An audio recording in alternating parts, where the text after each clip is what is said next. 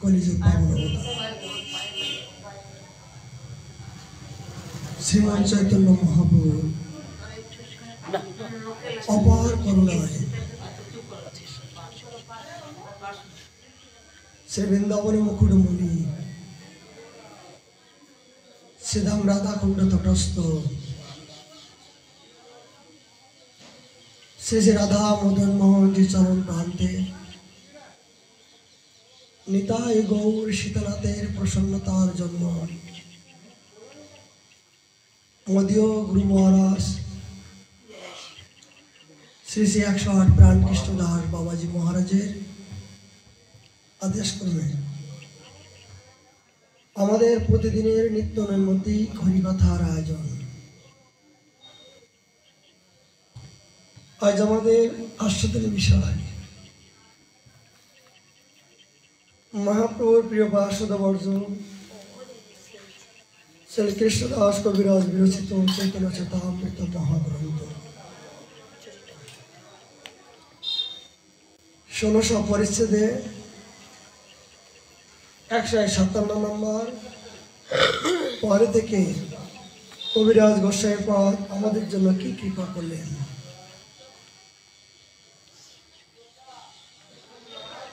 তার পূর্বে নিত্যনৈমিত্তিক বৃন্দাবন মহিনামৃত থেকে পরমানন্দদাস সরস্বতী পাদের কৃপামৃত স্বরূপ একটি শ্লোক আমরা আস্বাদন করার জন্য প্রিয়সী। কেন এই বৃন্দাবন মহিনামৃত শ্রবণ করার আমাদের প্রয়োজন? এই বৃন্দাবন মহিনামৃত আমাদেরকে শিক্ষা দিচ্ছেন হেজি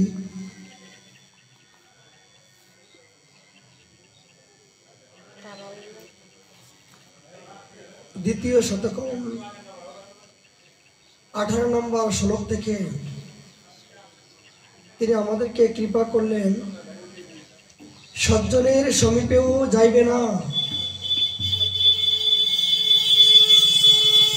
অথবা সৎ সমাজ হইতেও দূরে যাইবে না। আমি নিজের কুলাদির পরিচয় দিব না, বৃন্দাবনে বাস করিতে অতি সাহসী হইয়া অন্য কাহার নিকট মুখ দর্শন করাইব না। সামনে আসুন, সামনে আসুন নাকি?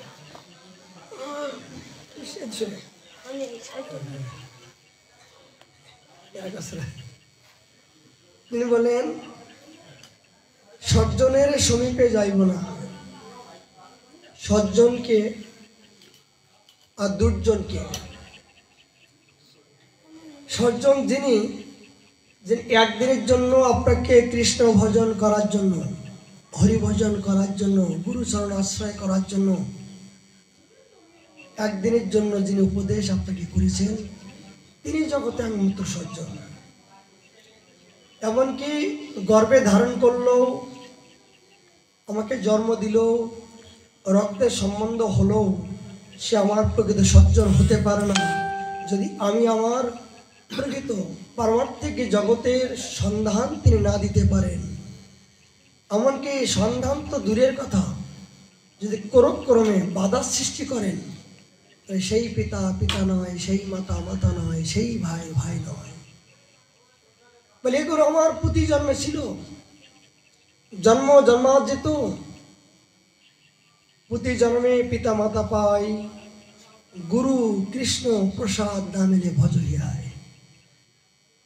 মহাজন বলছেন, যখন আমি 84 লক্ষবার জন্ম আমি জগতে এসেছিলাম, প্রতি জন্মে জন্মে আমার পিতা মাতা ছিল, ছিল না বলুন?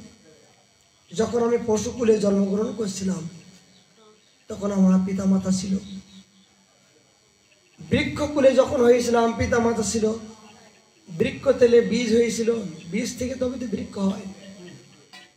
ঠিক তথাপি কিন্তু ছিল নাকি 84 লক্ষ জন্ম তো প্রতিবার পিতা মাতা পেয়েছিলাম, ছিল নাকি? বলে গুরু কৃষ্ণ প্রসাদে নাই মিলে। গুরু কি, প্রসাদ কি, আর কৃষ্ণ কি, এই তত্ত্ব সম্বন্ধ বস্তু কোনো জন্মে আমার ছিল না। এই জন্মে যারা এই তিন বস্তুর সাথে সম্বন্ধ করিয়ে দেওয়ার জন্য আমাকে সহযোগিতা করেছেন, তিনি একমাত্র আমার সজ্জন, তিনি একমাত্র আমার বান্ধব, তিনি একমাত্র আমার পরিজন, তিনি আমার একমাত্র নিজজন। এই জন্য সজ্জন তিনি, যিনি আমাকে অন্ধকার থেকে আলোর পথ দেখানোর জন্য পরম ভয় এই রাস্তাগুলো তিনি দেখা দিচ্ছেন, তিনি আমার প্রকৃত সজ্জন। তারপরে সজ্জনের সমীপে যাইব না,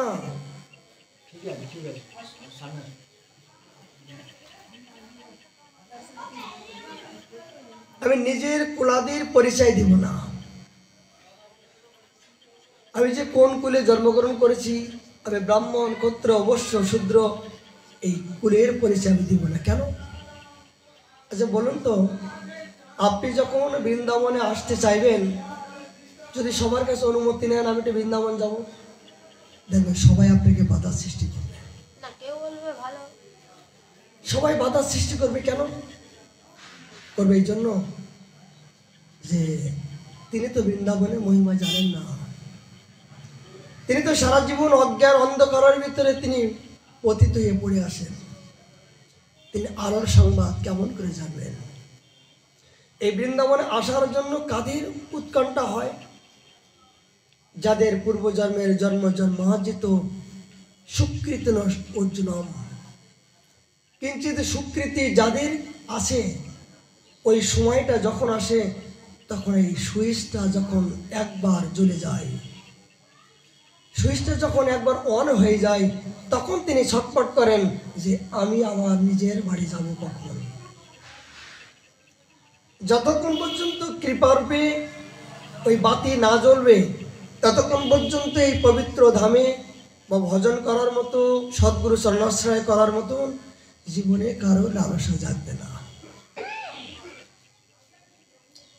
এই জন্য এই পবিত্র বৃন্দাবনে আসতে গেলে আপনাকে একা, ঐকান্তিক, কাউকে না বলে আসতে হবে। কি হবে? না বলে আসলে কি হবে? তবে আপনি নিজের ইচ্ছায় আপনি বিচারণ করতে পারবেন। জগতে যখন আপনি ভালো কর্ম করতে যাবেন, প্রতি পদে পদে আঘাত, প্রতি পদে পদে বাধা বিঘ্ন বিভিন্ন প্রকার। ভালো কাজ করতে যাবেন, আপনার নিজের রক্তের সম্বন্ধে যারা, তারা আপনাকে বাধা সৃষ্টি করবে। কিন্তু আপনি জগতে অপকর্ম করুন, দেখবেন কত বান্ধব বেশি আপনাকে সহযোগিতা করবে। এই জন্য সরস্বতীবাদ বললেন যে আমি নিজের কুলাদির পরিচয় আমি দিব না। নিজের কুলের পরিচয় যখন দেব, তখন আমি এই পবিত্র ধামে অপ্রাকৃত রাজ্যে আমি প্রবেশ করতে পারবো না। এই জন্য আমাকে, যদি তোর ডাক শুনে কেউ একলা চলো, একলা চলো, এই দুর্গম রাস্তার মধ্য দিয়ে আসতে গেলে আপনাকে একাই আসতে হবে। যখন আপনি মনে করবেন যে আমার পিছনে কেউ আসে, আমার সঙ্গে কেউ যাবে, ওকে না হলে আমি যাব না, ওকে না হলে আমি যাব না, এই চিন্তা করাটাই আপনার জীবনে একটা বাধার সৃষ্টি হয়ে দাঁড়াবে। এই শুভ কাজে আপনার বাধার সৃষ্টি হয়ে এমনকি আপনার আশা বন্ধ হতে পারে।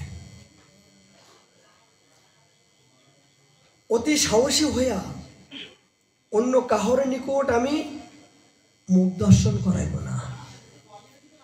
অনেকে সাহসের সঙ্গে যখন তোমাকে বৃন্দাবনে যাওয়ার ইচ্ছা হবে, যখন পবিত্র ধামে যাওয়ার ইচ্ছা হবে, তোমাকে মনোবল চাই, আমি যাবই যাব। আর কে আসবেন? যিনি একমাত্র জানতে পেরেছেন যে আমাকে এই সংসারের কারাগারের মধ্য দিয়ে আমি সারা জীবন সুখী হতে পারিনি, আর পারবো না। এই দুঃখের সংসার থেকে কোথায় সুখ পাওয়া যাবে কোথায় গেলে সুখ পাওয়া যাবে, সেই সুখের সন্ধান যারা একবার পাওয়ার জন্য অনুসন্ধান করছেন, তারা একমাত্র এই পবিত্র ভূমিতে আসার মতন সৌভাগ্যবান। তবে কারা আসেন এই পবিত্র ভূমিতে? কারা আসেন? আসতে পারেন আঘাত পেতে পেতে, অপমান হতে হতে, যখন আর জায়গা থাকে না, তখন মনে করে না আর তো নয়, জগতে সবার জন্য সবকিছু করলাম, কিন্তু আমি তো ভুলই করলাম। কি করিতে কি করিলাম, কাদের জন্য কি করলাম? সারা জীবন নিজের সমস্ত সবকিছু, সম্পত্তি, অর্থ, নিজের রক্ত দিয়েও যাদেরকে লালন পালন করে মানুষের মতন মানুষ করে অনেক বড় করলাম, শেষে দেখা গেল আপনার গলা ধাক্কা মেরে আপনাকে ঘরের বার করে দিচ্ছে। এই ঘরের থেকে বার করে দেওয়াটা হলো ভগবানের কৃপা। যদি ধাক্কা না মারত, তাহলে আপনার এই ত্যাগের রাস্তা, এই ভক্তির রাস্তা, এই পবিত্র ধামে আপনি আসতে পারতেন না। এটাই মহা কৃপা। এই জন্য সবাই বললেন, আমি সাহসী সেনা হয়ে কাহার নিকট আমি মুখ দেখাইবো না, কাউকে বলবো না, আমি একা একা চলবো, আমি আমার নিজজনকে পাওয়ার জন্য। এ জাতীয় যদি মন একবার কারো হয়ে যায়, তিনি একমাত্র সেই পরম ধন পাবেন, তিনি একমাত্র সেই বৃন্দাবন ধামে এসে অপ্রাকৃত রাজ্যে তিনি প্রবেশ করতে পারবেন। সরস্বতীবাদ আমাদেরকে এই দিক নির্দেশনা দিলেন যে বৃন্দাবনে আসতে গেলে এখানে ঢেড়ি দিয়ে কাউকে বলে আসার জায়গা নয়। এই জন্য সনাতন গোসাইপাদ মহাপ্রভু বললেন, বৃন্দাবনে যাইবে প্রভু একলা, জনে জনে কভু না লইবে। এক একজনের মনের প্রবৃত্তি এক এক রকম হবে, এই মনে বিভ্রান্তি হবে, যেহেতু তুমি মনে আনন্দ পাবে না। কেন? এখানে আনন্দের জায়গা। এই আনন্দের জায়গা আসতে গেলে তোমাকে একাই আসতে হবে। অনেক লোকের অনেক ভাবনা, অনেক লোকের অনেক চিন্তা চেতনা, ওই অনেক চিন্তা যখন ভিতরে আসবে, তখন তোমার নিজের ভাবনাটা নষ্ট হয়ে যাওয়ার সম্ভাবনা থাকবে। এই জন্য দেখুন, রনে কোণে আর বনে সাধক কোথায় থাকে? রনে কোণে আর বনে, একান্ত জনসমাজে থাকে না। কেন? এই জনসমাজে হয়ে আল্লাহর মধ্য দিয়ে সাধক সমাজে জীবনযাপন করতে পারে না, অসম্ভব। তারা তো সর্বক্ষণ লীলারাজ্যে প্রবেশ করেন, তারা তো এই জগতের সাথে তাদের লেনাদেনা নাই। তারা তো সেই জড়জগতের ঊর্ধ্বে যে আর একটা জগৎ, সেই জগতের সন্ধান তো তারা পেয়েছে। তবে তো এই জগতের সমস্ত সম্পত্তি, মান সম্মান সবকিছু পরিত্যাগ করে, ছেঁড়া কাপড় পরে, ভিক্ষাবৃত্তি করে, ওই ভিক্ষার মধ্য দিয়ে যে পরম আনন্দ পাওয়া যায়, সেটাই তারা পাচ্ছেন বলে আজকে জড়জগতের সম্পত্তি তারা ত্যাগ করতে বাধ্য হয়েছেন। আজ আমাদের একজন মহাতের তিথি, সিদ্ধ বংশীদাস বাবাজি মহারাজের তিথি। আমাদের এই ভক্তমাল কথা বলার একটা বড় লালসা বাবা। কেন? যদি থাকে গন্ডগোল, বড় ভক্তমাল। আমার ভিতরে তো অনেক গন্ডগোল আছে, এই গন্ডগোলগুলো সাফাই করার জন্য একটু ভক্তমাল পড়ার লালসা। তার পূর্বে চৈতন্য মহাপ্রভুর আমরা কৃপামৃত স্বরূপ আস্বাদন করি। চৈতন্য মহাপ্রভু যখন সমস্ত দেশ থেকে দেশান্তরে প্রসার করার জন্য তিনি সংকল্প নিলেন,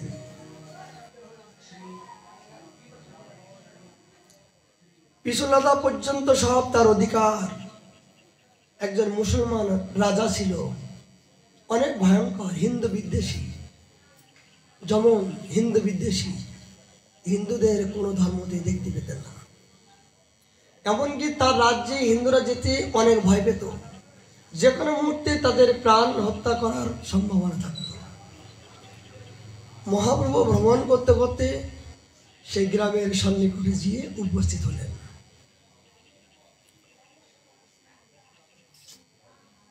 পিছুলতা পর্যন্ত সব তার অধিকার, তার ভয়ে নদী কেউ হইতে না রে পার। এমনকি সেই নদীটা তার ভয়ে কেউ পার হতে পারত না। দিন কত রহসন্ধি করি তাহার শোনে, তবে সুখে নৌকাতে করাইব গমনে। সেই কালে সে যমনের এক চর, উড়িয়া কোটো কায়লা করি দেশান্তর। এই যমনের একজন সহচর, তিনি ছিলেন হিন্দু। তিনি অতি গুপ্তচর অবস্থায় মহাপ্রভুর পাশে আসলেন। মহাপ্রভু সেই নৃত্য, সে ভাব, প্রেমের মূর্তি দেখে তিনি বিভোর হয়ে গেলেন। মহাপ্রভুকে বললেন, প্রভু এই যমন তো অতীব অত্যাচারী, তুমি এখন যাবে না প্রভু। আমি আপনার হয়ে আমি যমনের কাছে প্রার্থনা করব, যেতে তার কিছু কৃপা হয়। প্রভুর সে অদ্ভুত চরিত্র দেখিয়া হিন্দু চর কয়ে সেই যমন পাশ গিয়া। প্রভুর অনুচর হয়ে সেই যমনের পাশে গেলেন। এক সন্ন্যাসী আয়লা, উনি বলছেন এক সন্ন্যাসী আয়লা জগন্নাথ হইতে অনেক কিছু পুরুষ, অনেক সিদ্ধ পুরুষ হয় তাহার সহিতে। এরা জামাশাই একজন সন্ন্যাসী এসেছেন, সিদ্ধ পুরুষ, এবং তার সাথে অনেক অনেক সংকীর্তন, নিরন্তর করো সবে সংকীর্তন, সবে হাসে নাচে গায় করে কীর্তন। তাকে দেখলে প্রেম হবে। তিনি সর্বক্ষণ নিরন্তর কৃষ্ণ নাম করেন। তার অপলোক নয়ন, মুখমণ্ডল, আপনি দেখলে আপনার প্রাণ বশীভূত হয়ে যাবে। লক্ষ লক্ষ লোক আইসে তাহার দেখিবারে, তারা দেখি কোনরূপী যাইতে না রে ঘরে। সহসা বললেন, রাজামশাই আমি নিজেই ওনাকে দর্শন করে আমাকে আর ঘরে যেতে ইচ্ছা হচ্ছে না। মনে হচ্ছে যেন আমি আর যাইব না, আর যেতে ইচ্ছা হচ্ছে না। কেন? কাজ খোঁজ করতে করতে জীবনে যদি একবার হীরার সন্ধান মিলে যায়, সে কি আর কাছের দিকে আর মনে থাকে? চৈতন্য মহাপ্রভু স্বয়ং ভগবান, তারা দর্শন করলে জগৎ জীব এক মুহূর্তে পরিবর্তন হয়ে যায়। আমাদের কপিল স্তুতিতে বললেন, হে প্রভু, কপিল স্তুতি বললেন, দেহতী কপিল দেবকে বললেন, দেহতী মাতাকে কপিল দেব আদেশ করছেন, মাতু আমার নাম, আমার ভক্ত সঙ্গ, আমার বিগ্রহ কে যদি কেউ দর্শন করে, প্রণাম করে, তাহলে শত শত অশ্বমের যজ্ঞর তার ফল হয়। আমার নামকে যদি একবার হৃদয়ে ধারণ করে, তার জন্ম জন্মার্জিত একটা যজ্ঞ করতে গেলে 1 বছর যাবৎ তাকে ফল আহার করে অনেক সংযম করে তাকে অনেক তপস্যা করতে হয়। হে মাতু,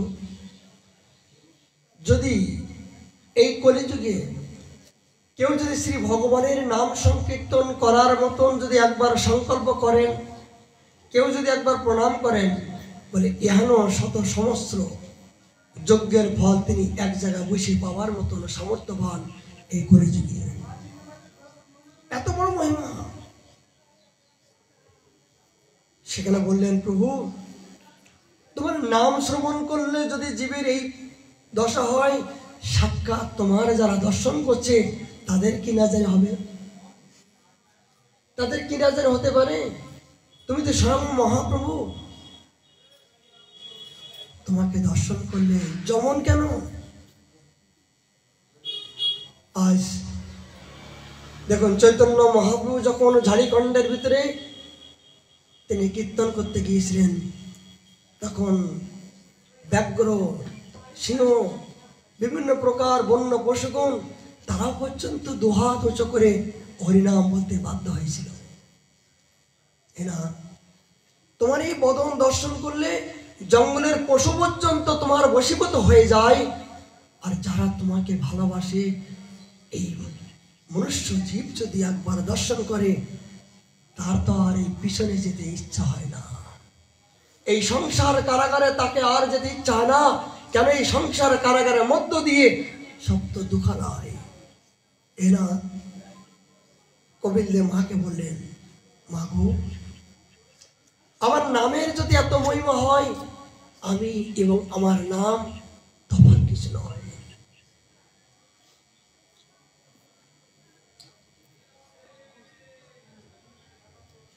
সেই সব লোক হয় বাউলের প্রায়, কৃষ্ণ কহি নাচে, কান্দে গড়াগড়ি যায়। দেবারই কথা, ওইবার কথা নয়, দেখিলে সে জানি, তাহার স্বভাবে তারে ঈশ্বর করে মানি। রাজামশাই, তাকে যারা দর্শন করতে যাচ্ছেন, তারা সবাই কেঁদে গড়াগড়ি দিচ্ছেন, সবাই আনন্দ বিভোর হয়ে তারা পরম আনন্দ উপলব্ধি করতে পারছেন। এত কই সেই চর হরে কৃষ্ণ গায়, হাসে কান্দে নাচে গায় বাউলের প্রায়।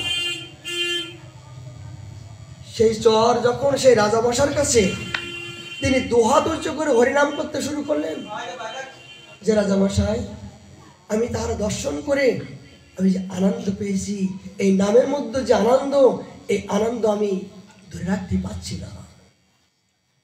আমাকে যেন বারবার সেই নাম করতে ইচ্ছা হচ্ছে, সেই ভাবটা যেন আমার ভিতরে উদয় হচ্ছে। এত শুনি যমনের মন ফিরে গেলা, আপন বিশ্বাস প্রভু স্থানে পাঠাইলা। তিনি বিশ্বাস হয়ে গেল।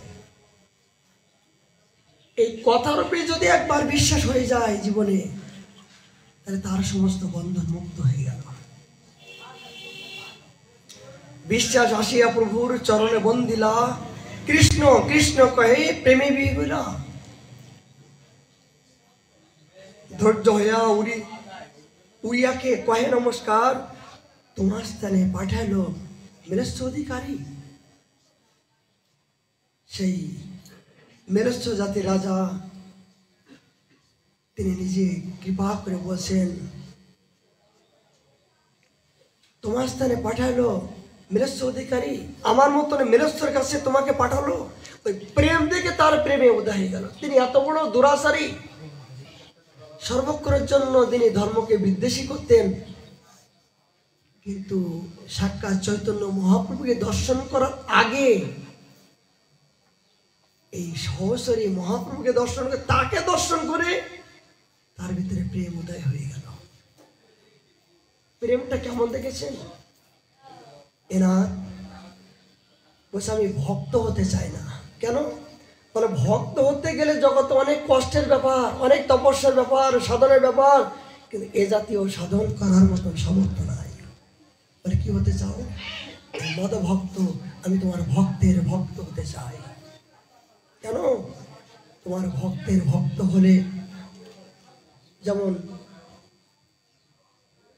আজ গজরাজ হাতি, গজরাজ হাতি তিনি আজ অভিশপ্ত অবস্থায়, তিনি 100 বছর এই জলের মধ্য দিয়ে তিনি যুদ্ধ করছেন।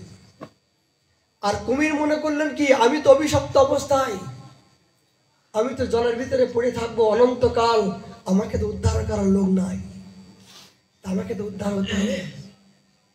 কি করলেন? এই কুমির মনে করলেন, আমাকে উদ্ধার হতে গেলে এই গজরাজের পা আমাকে ধরতে হবে। ইনি যদি করুণা করে আমাকে কৃপা করে, তবে আমি উদ্ধার হব। এই কুমির যখন গজরাজের পা ধরলেন, 100 বছর তিনি যুদ্ধ হলো। যুদ্ধ হতে হতে হতে হতে যখন ক্ষীণ হয়ে গেল, কুমির মনে করলেন, আমি জীবন ত্রাহি ত্রাহি আমি ভক্তের চরণ ধরে থাকব। এই ভক্তের চরণ যখন ধরলো, তখন গজরাজ কি করলেন? সমস্ত শক্তি সবকিছু অর্পণ করলেন, কিন্তু কোনো শক্তি কাজ হলো না। তিনি পূর্ব জন্মের একটা ভগবানের স্তুতির কথা তার মনে ছিল, সেই স্তুতি তার হঠাৎ করে স্মরণে আসলো, প্রভু হে নাথ, কি দেব তোমার চরণে, তোমাকে কি দিয়ে আত্মসমর্পণ করব? আমার তো দেবার কিছু নাই, আমার তো এখন অন্তিম দশায়। আমার যখন শক্তি ছিল, আমার যখন জোর ছিল, তখন সমস্ত জঙ্গলের হাতিগুলো আমার কাছে আসতো, কিন্তু কালক্রমে সবাই সজ্জন, সবাই আমাকে একাই রেখে চলে গেল।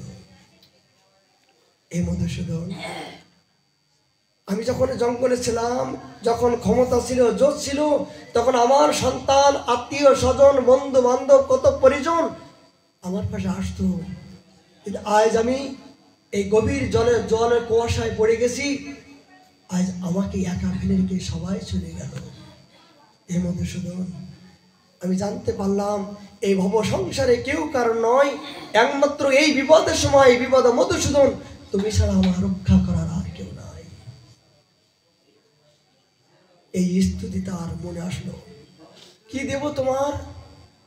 মানে সরোবর থেকে একটা ফুল ছিল, এই ফুলটা এই সুর দিয়ে যখন স্তুতি করছেন, ভগবান থাকতে পারছেন না।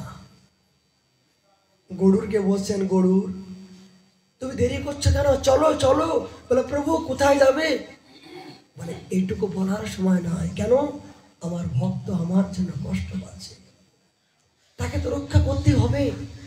একাধিক ক্রমে তার সমস্ত সবকিছু আমার চরণে আত্মসমর্পণ দিয়েছে। গরুর তুমি আর দেরি করো না। ভগবান ভক্তকে উদ্ধার করার জন্য কত ব্যাকুলতা। গরুর আসতে দেরি হচ্ছে, ভগবানের আর সহ্য হচ্ছে না, গরুরের পিঠ থেকে তিনি ঝাঁপ মারলেন। এই ভগবান নামার সঙ্গে সঙ্গে কাকে প্রথমে কৃপা করলেন? এই কুমিরকে। এই কুমিরকে প্রথমে কৃপা করলেন, ছেদন করে দিলেন। কেন? এই গজরাজ ছিল ভক্ত, আর ভক্তের ভক্ত কুমির, এই কুমিরকে আগে তিনি কৃপা করলেন। এই জন্য ভগবান বলছেন, আমাকে ভালোবাসলে, আমাকে পূজা করলে আমি প্রসন্ন হব কিনা সন্দেহ আছে। আমার চরণে ফুল দিলে, আমার সামনে ভোগ নিবেদন করলে আমি পাবো কিনা সন্দেহ আছে। কিন্তু আমার ভক্তকে যদি কেউ শ্রদ্ধা করে, সেবা করে, আমি যে কত প্রসন্ন হই, আমি যে কত আনন্দ পাই, এ ভক্ত তোমরা জানো না। অহম ভক্ত পারাধীন। এটা প্রসঙ্গ মনে আসলো। দেখুন, আমাদের গৌড়ীয় ভজনটা হলো ভাবের জগৎ। ভাব ছাড়া এখানে ভগবান রাজ্যে প্রবেশ করার অধিকার নাই। এখানে বিধি দিয়ে অহেতুক ভক্তির রাজ্যে প্রবেশ করার অধিকার নাই। এক ভক্তের বাড়িতে এক ভক্ত এসেছেন। তিনি বিগ্রহ নিয়ে সেই ভক্তের বাড়িতে এসেছেন এবং তিনি বিগ্রহ সম্বন্ধে তাকে বিভিন্ন প্রকার উপদেশ দান করলেন। বিগ্রহ সেবা করলে সাক্ষাৎ হয়ে যায়, সমস্ত সংসার আদি সব সুখ হয়ে যায়। সেই বাড়ির একটা যুবতী মেয়ে ছিল। এই যুবক যুবতীরা কিন্তু অতি সহজে সাধুর পাশে আসে না। কেন? লাজ কথা, কি জানি কি হয়, কি জানি কি হয়, কি বলে, এই ভয়তে। কিন্তু অনুরাগের চরম পর্যায়ে পূর্বজন্মের যাদের স্বীকৃতি আছে, তারা যদি একবার এই নিজ জন্মের সন্ধান যদি পেয়ে যায়, জাতি কুল বলে মান সম্মান সমস্ত সবকিছু ত্যাগ করে তাদের চরণে শরণাগত হতে বাধ্য হয়। এখন দেখুন, এই হরিনাম সংকীর্তনে অনেকে যুবক যুবতী ছুটে আসছেন। কেন? যারা ছুটে আসছেন তাদের পূর্বজন্মের স্বীকৃতি সংস্কার আছে, তারা আনন্দের জন্য ছুটে আসছেন। কিন্তু দেখুন, অনেকে বৃদ্ধ হয়ে গেছেন, 50 বছর, 60 বছর, 70 বছর বয়স হয়ে গেছেন, কিন্তু এখনো হরিনাম ভালো করে বলতে পারে না, এখনো হরে কৃষ্ণ মহামন্ত্র বলতে পারে না, আর বলার চেষ্টা করেন না। কেন?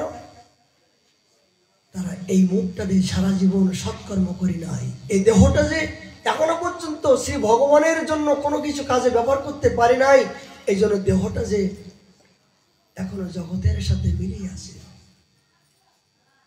যুব সমাজ দিন দিন এগিয়ে আসছে, তারা বুঝতে পারছেন যে জগতের মধ্য দিয়ে যে আনন্দ নাই, এই হরিনামের মধ্য দিয়ে আজ বিদেশ থেকে এসে তারা যে নৃত্য করে আনন্দে মাতোহারা হয়ে পরম আনন্দ উপলব্ধ হচ্ছেন, এটা কিন্তু দিনে দিনে যুব সমাজ দেখতে পাচ্ছেন। পৃথিবীতে যত আছে নগরদী গ্রাম সর্বস্বই প্রচার হবে মনোনাম।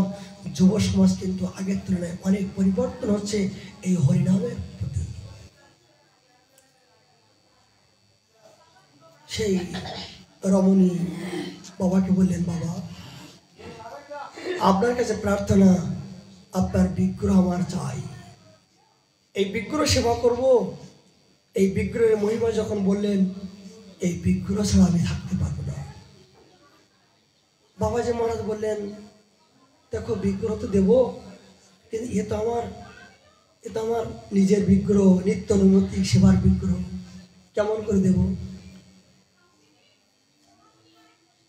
কিন্তু বাবাজি মহারাজ অন্য একটা বিগ্রহ নিয়ে তিনি প্রাণ প্রতিষ্ঠা করে সেই লালিকে দান করলেন।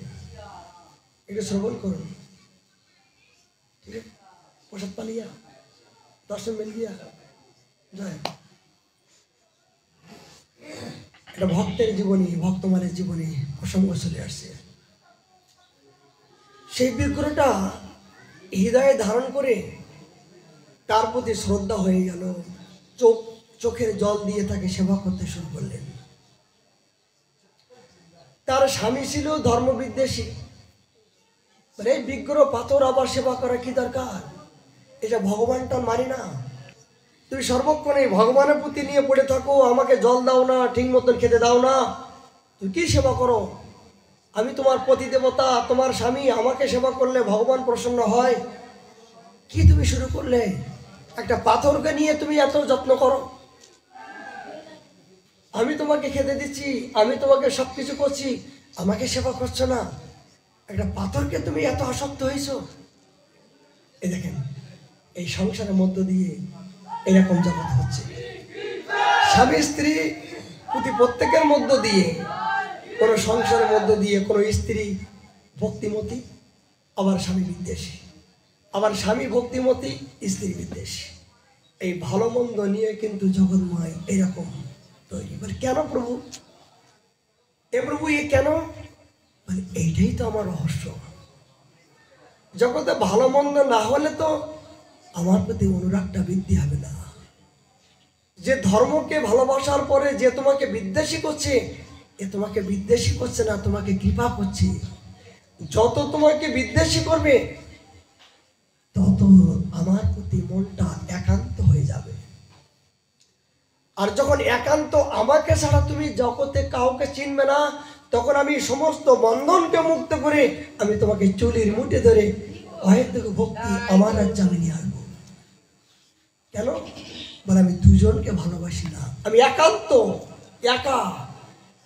একা মানে কি? যখন তুমি আমাকে ছাড়া জগতে আর চেনো না, বোঝো না, জানো না, বলে তখন আমি তোমার পাশে যাব। জগতে যতক্ষণ তোমার থাকবে এ ধন যৌবন পুত্র পরিজন, ততক্ষণ পর্যন্ত আমি সংকোচ বোধ করব, আমি তোমার পাশে যেতে আমার সংকোচ বোধ হবে। তখন আমি তোমাকে বিভিন্ন প্রকার ঘাত প্রতিঘাত মান অপমান দিয়ে এগুলো সরানোর চেষ্টা করব। এই সরানোর পরে যখন ওই যে করে আমার আস তার করে সর্বনাশ, যদুবা না চলে পাস তার ওই দাসের দাস বলে সর্বস্ব নিঃস্ব রিক্ত কাঙাল হবার পরে যখন দোহাত উঁচু করে আমি তোমায় হলাম, এই দোহা যেমন ভগবান শ্রীকৃষ্ণ যখন বস্ত্রহরণ লীলা করছিলেন, কৃষ্ণ বললেন, আরে তোমাদের বস্ত্র দেব, আসো নিয়ে যাও। বলে আমরা তো রমণী, আমরা কেমন করে উঠবো?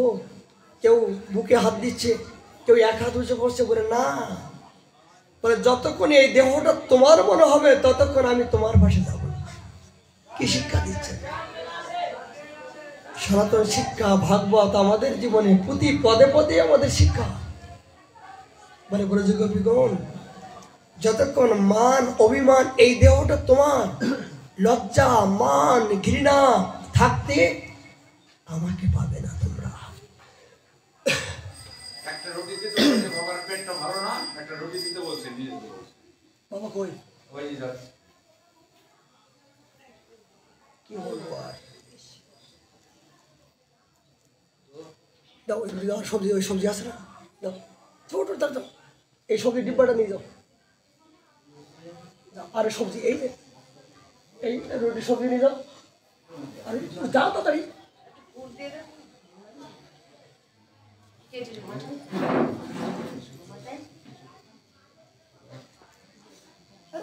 সে সবজি গরম করে চলে যাও না।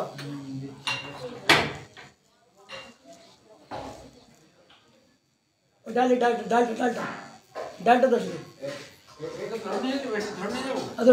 ডালটা ডালটা সহ দিয়ে দাও, পাঁচটা সহ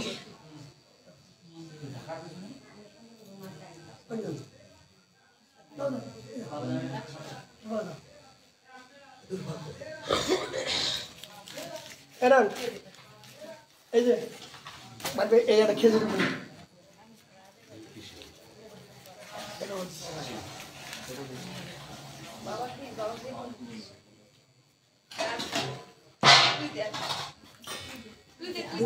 গুরু সেবা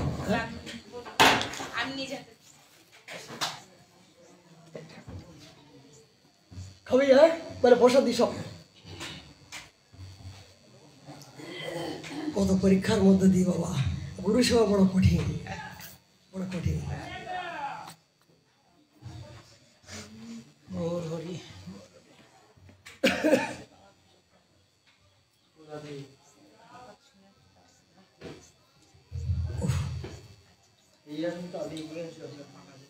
এটা আগে আগে আগে জায়গা ফাঁকা আছে, আগে আগে আগে আগে আগে সর্ব তুমি আগে শোনা।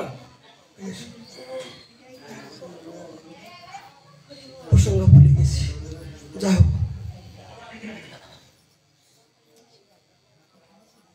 এত বলি বিশ্বাসী কহিল বচন, ভাগ্যে তার আসি করুক প্রভুর দর্শন। প্রতীত করিয়ে যদি নিরস্ত হইয়া, হ্যাঁ ভক্তের জীবনী প্রসঙ্গ বলে গেছে। কি বলবো গুরুদেব বাবা, সেই স্বামী তার বিরোধী করতে শুরু করলো, এমন বিরোধী শুরু করলো যে তার ধর্ম রক্ষা করা বড় কঠিন। একদিন কি হলো জানেন বাবা, মন দিয়ে শ্রবণ করতে হবে, এটা গ্রন্থের কথা। তারা এক নদী পার হচ্ছিলেন স্বামী স্ত্রী। স্বামীটার মনে মনে রাগ হলো যে আমাকে ভালো না বেশি ওই পাথরকে ভালোবাসে, ওই পাথরকে আমি সর্বনাশ করব। ওই পাথরকে আমি সর্বনাশ করবো। কি করলো? ওই কোলের থেকে ওই ভগবানের পাথরটা নিয়ে যমুনার জলে ফেলে দিলেন, ভগবানকে ফেলে দিলেন। যখন ফেলে দিলেন তখন তার স্ত্রী কেঁদে কেঁদে বুক ভেসে যাচ্ছে, তুমি কি করলে? আমার জীবনটা নিলি না কেন? আমি আমার জীবন চিয়ে ভগবানকে ভালোবাসতাম, সেই প্রাণকে তুমি বিসর্জন দিলে। 3 থেকে 4 দিন ভেবে তিনি খাওয়া দাওয়া বন্ধ করলেন। শ্বশুর মশাই বললেন, বৌমা তুমি কেঁদো না, আমি কথা দিচ্ছি, আমি জ্বালিয়ে দিয়ে জেলে দিয়ে জাল ফেলে তোমার ভগবানকে নদীর থেকে আমি উঠাই দিব তোমার কাছে। সত্য তাই করলেন। যখন 2-3 জন জেলে দিয়ে জাল ফেললেন, কিন্তু জালে কি ভগবান উঠে? নদীর মাঝখানে পড়ে গেছেন। তার খাওয়া দাওয়া সবকিছু ত্যাগ করলেন ভগবানের বিরহে। ও প্রভু, আমি এই জল পর্যন্ত গ্রহণ করব না যতক্ষণ পর্যন্ত তুমি আমার পাশে না আসবে। এ স্বামী দেবতা, আমার পিতামাতা অগ্নি সাক্ষী রেখে তোমার সাথে বন্ধন আবদ্ধ হয়েছে, এ তুমি আমাকে কি ভালোবাসো? এই দেহটা তো, মন তো আমাকে ভালোবাসো না। তুমি যে আমার মন ভালোবাসো না তার প্রমাণ দেখলাম। যদি ভালোবাসতে তাহলে আমি যাকে ভালোবাসতাম তুমি সেই ভালোবাসার সাথে তুমি যোগদান করতে পারতে। হে স্বামী, তোমার দেহটা নাও, মনটা নিতে পারবে না। মন তো আমি দিয়েছি কোথায়? ওই গৌর চরণে দিয়েছি, গোবিন্দ চরণে দিয়েছি। এই মন আর কোথাও দেব না। যেমন মীরাবাইয়ের জীবনে আমরা কি দেখতে পাই? বলে জগতের বিবাহ হয়েছিল, কিন্তু বিবাহ তো আমি একবার করেছি, সেই আর কতকাল গিরিধারী লাল আড়ালে আড়ালে তুমি রবে। এই গিরিধারী লাল, এই মন তো আমি তোমার চরণে দিয়েছি, এই মন তো আর কোথায় দিতে পারবো না। এই মীরাবাই জীবনে যেমন ভাবে তার আকতি, ঠিক এই ভক্তের জীবনে দিন আকতি শুরু করলেন। তখন সেই স্বামী বলছেন, রে তুমি যাকে ভালোবাসো, তুমি যদি তোমার প্রকৃত ভগবান হয়, তাহলে তোমার ভগবান তোমার কাছে আসতে পারে না। দেখো, তুমি যদি মন থেকে যে ভগবানকে ভালোবাসো, আমি নেই জানি না, তোমার ভগবানকে জলের মাঝখানে ফেলে দিলাম, তাহলে তোমার ভগবানকে তোমাকে ভালোবাসে না। আমি দেখতে চাই যে তোমার প্রতি তোমার ভগবানের ভালোবাসা পরিপক্ত হয়েছে কিনা। যদি ভগবান তোমার পাশে কোনোদিন আসে, তবে বুঝবো যে না, তোমার সাথে ওই পাথরের সম্বন্ধ আছে, এবং পাথর যে স্বয়ং ভগবান হয় সেটা আমি তখন বলবো। এই স্বামী যখন বললেন, তখন আহার ভিতরে প্রাণ ফেটে যাচ্ছে। হে নাথ, হে মধুসূদন, তুমি ছাড়া আমার আর কেউ নাই। আমি তো সবকিছু তোমাকে দিলাম, জগতে আর দিতে চাই না। অনেকে দিয়েছি, কিন্তু পেলাম ব্যথা, বেদনা, আঘাত। এ না, আর দিতে চাই না। তুমি যদি আমার দর্শন না দাও, তুমি যদি আমার বুকের মাঝে না আসো, আমি আর এই মুখে আর জল পর্যন্ত কিছু দেব না। এইভাবে যখন ভক্ত ব্রত সংকল্প করলেন, তখন কি বলবো বাবা, ওই নদীতে জোয়ারের নদী, স্বয়ং ভগবান ওই জোয়ারের উল্টো দিক থেকে ওই পাথর রূপে যে ভগবান উল্টো দিকে তিনি নিজেই ভেসে আসছেন। ভেসে আসতে আসতে আসতে আসতে ওর আসলে এইভাবে তিনি বলছেন, আমি যে শিখেছি তোর ভাবনায়, তোর যে ডাকায়, উৎকণ্ঠায় আমি আর থাকতে পারলাম না। আমি এসেছি অহম ভক্ত পরাধে না, অহম ভক্ত পরাধে না। আমি একটা কথা না বললে পারছি না। এ তো ভক্তমানের জীবনে আমার একজন শিষ্য আজকে 14 দিন যাবত শুধু জল খেয়ে 2টো করে গিরিরাজ পরিক্রমা করছে। চিন্তা করতে পারছেন? শুধু জল খেয়ে 2টো করে গিরিরাজ পরিক্রমা করছেন।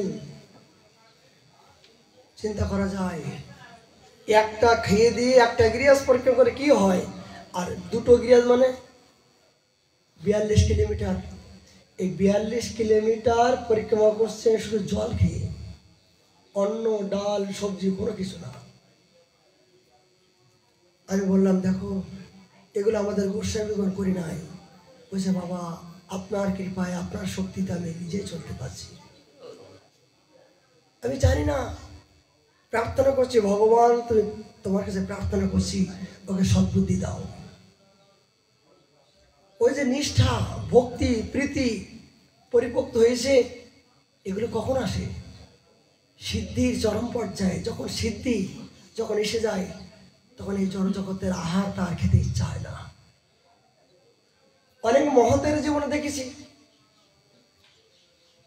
যে 1 সপ্তাহ পরে মাত্র 1 ফল তিনি জল খেতেন। 1 সপ্তাহ পরে এইভাবে খেয়ে জীবন যাপন করে তারা ভজন করেছেন অনুরাগ নিয়ে। কেন? জগতের হাওয়া, অপ্রাকৃত বস্তু যেন আমার গুরু মহারাজের কথা বলি। আমার গুরু মহারাজ এই 24 ঘন্টার মধ্য দিয়ে তিনি একবার মাত্র একটুকু প্রসাদ, অল্প একটুকু এটা মুখে দেন, আর সারাদিন তিনি হরিনাম তার সাহার, এই নাম রূপে আহার তিনি সর্বক্ষণ ঢোকে ঢোকে পান করছেন। এই পরম আনন্দে যিনি একবার ডুবে গেছেন, তার কাছে জগতের এই আহারটা প্রহারের মতন মনে হয়, এই জড়জগতের আহারটা তার কাছে একটা বেত্রাঘাতের মনে হয়। তিনি তো ঢোকে ঢোকে হরিনাম রূপে তিনি পান করছেন। এই পারমার্থিক জগতের রড যদি একবার জীবনে কেউ জানতে পারে, প্রবেশ করাতে পারে, তার জড়জগতের আহারটা তার কাছে তুচ্ছ মনে হয়। এগুলো পূর্বজন্মের সংস্কার তিনি করে গেছেন।